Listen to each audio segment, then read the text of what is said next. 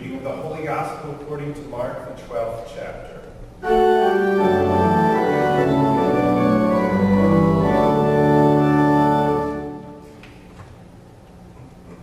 As Jesus taught, he said, "Beware of the scribes who like to walk around in long robes, and to be greeted with respect in the marketplaces, and to have the best seats in the synagogues and places of honor at banquets.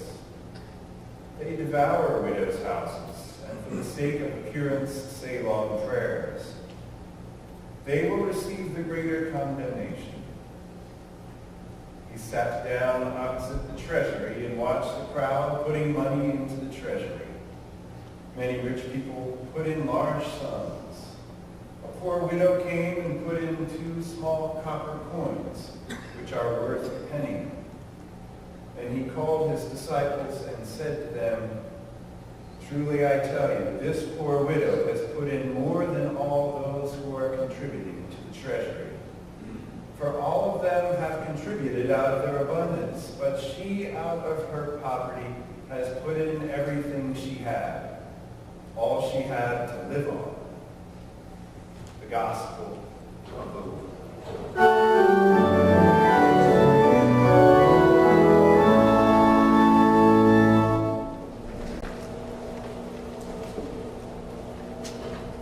Not quite the height of the cold and flu season yet, but in our household the sniffles have started and the coughing as well, which means for the foreseeable future we will be reaching a lot for this. The honey jar. This happens to be multifloral and clover honey from Trader Joe's, in case you're interested.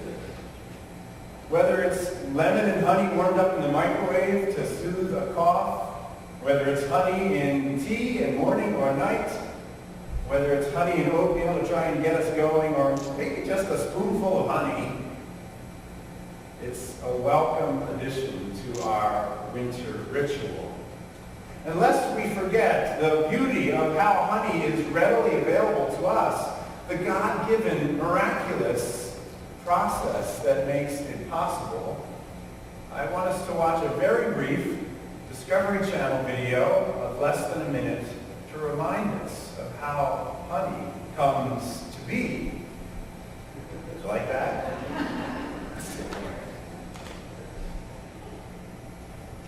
It's Winnie the Pooh's favorite treat. It's sweet and sticky, and it's all produced by an industrious and intelligent insect whose miniature society is one of the most sophisticated in the animal kingdom. It all begins in a field where worker honeybees suck nectar from flower blossoms such as clover. They store it in their honey sac, then return to the hive where other worker bees suck it out and chew it, breaking down the nectar's complex sugars into 2 simple sugars called glucose and fructose. The bees then deposit the nectar into the cells of the wax honeycombs they've built. They fan it with their wings until most of its water content evaporates in the warm air of the beehive. What's left is thick and gooey honey. The bees then cap each honey-filled cell with beeswax. That's when the beekeeper steps in. Well, you can watch more if you want on YouTube. That's when the beekeeper steps in and begins to process the honey and make it available. A typical beehive produces 7 pounds of honey per day. Now this is a little over a pound, so 6 of these jars per day by one beehive. They are industrious indeed. And so when humans are harvesting honey, they're really just using the excess because the hive needs just a small percentage of that 7 pounds for its survival. And so it's because of the excessive abundance of bees that we can have our winter remedy readily available. Now Jesus in the gospel reading today points out a poor widow making a tiny bee-like deposit. But he says that it is a significant contribution. And he's lifting up the importance of giving, both humbly and sacrificially. He points out the ones in long flowing robes love to be noticed and love to have people focus on them and jingle the change around in their pocket and drop it into the treasury with lots of pomp and circumstance. They're giving so that people will see them. But not this poor widow, Jesus points out. She barely makes a sound. She goes there and drops her 2 copper coins, all she has to live on, offering her gift both humbly and sacrificially. This is how Jesus wants us to live and to give. To give humbly, to give what we can, not just a meager afterthought, but an all-out decision to show our love for God, who has given us everything in abundance to begin with. And through that kind of giving, Jesus can make a difference in this world, even if it's only 2 copper coins.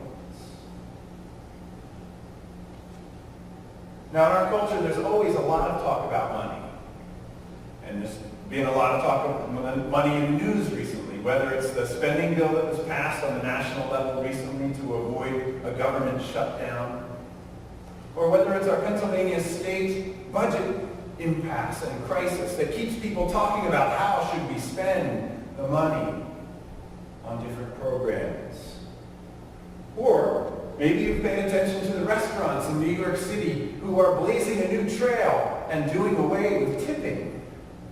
No tipping at some of those restaurants. I experienced that at a Wegmans here in Pennsylvania a few years ago when I went to have lunch with a fellow pastor, and they said, "Oh, no tipping, no tipping. Just pay your bill." Or maybe you've read about the IRS and the way that they're trying to pursue companies like Starbucks and others who seem to move a lot of their profits offshore so that they can avoid certain U.S. taxes to the tune of billions of dollars. Yes, there's always a lot of talk of money.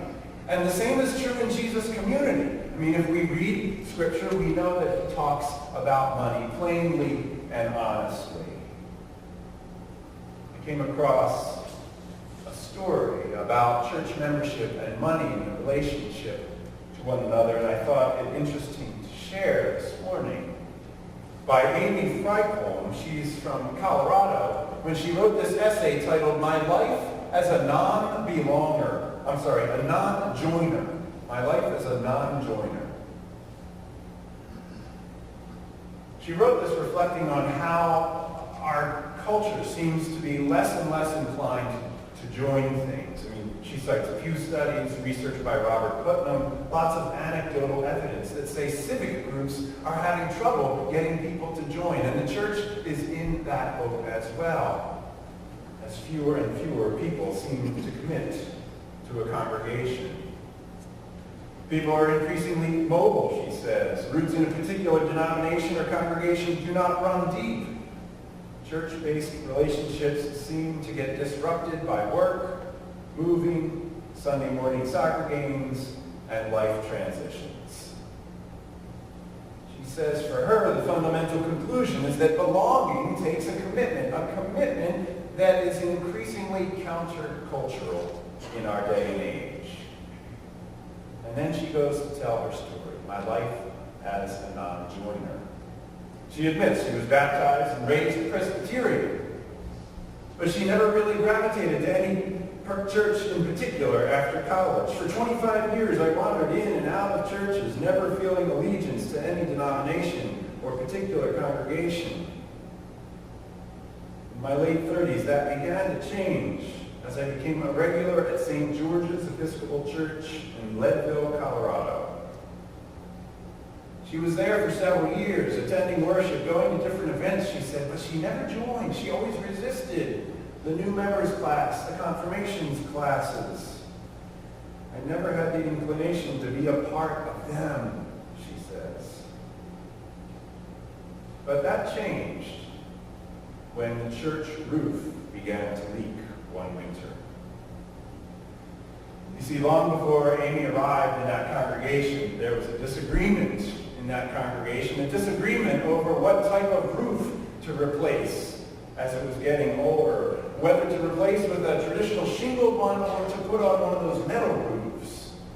And the disagreement became so intense that the congregation, ultimately everyone lost because no roof was put on and half the congregation left because of the argument.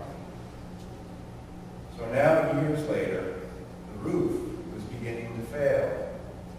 Ice dams were allowing trickles of water in some point up there, and every week water stains in the ceiling became more evident and more expansive. One night, Amy writes, I had a dream that the entire east wall of the church collapsed, and I felt somehow responsible, saying to one in my dream, we were too late. We didn't act. That spring, Amy signed up for the New Disciples class and joined that congregation. She said, this little church sheltered me and fed me in body, mind, and spirit for nearly a decade. If I didn't claim it, would it melt away? So she joined, and they embraced the hard work of fixing and replacing their roof. Now, unfortunately, that congregation didn't have a sleet storm and an insurance agent on their side, as Calvary did, because we got a new roof this past summer due to certain circumstances. She says, belonging for me is not an identity of sorts, but rather a blessedness of a gathering and a dispersal that I can count on. Today, 19 people will join with this congregation and be a part of the blessedness of our gatherings and dispersals. And we rejoice that this is a place where you can both believe and belong. And in the context of their joining, and also in the context of our recent stewardship campaign of Let Your Light Shine, I admit I have a longing,